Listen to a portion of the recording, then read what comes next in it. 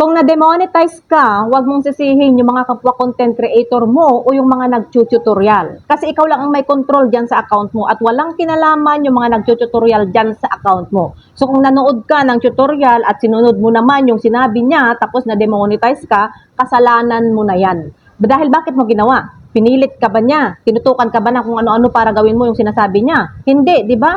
Guys, hindi po lahat ng nag-tutorial ay kailangan mo ng paniwalaan. Paulit-ulit ko tong sinasabi. Pwede kang kumuha sa kanila ng idea, pero hindi ibig sabihin na yun na ang gawin mo.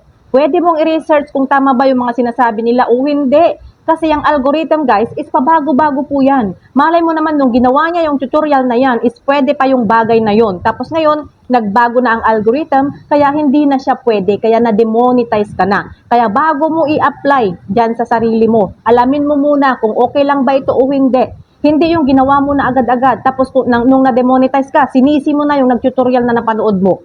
Account mo po yan. Ikaw ang may control dyan. Ikaw ang nakakaalam sa mga activities mo. Ikaw ang nakakaalam sa mga ginagawa mo sa araw-araw dyan sa account mo. Kaya ikaw ang may kasalanan.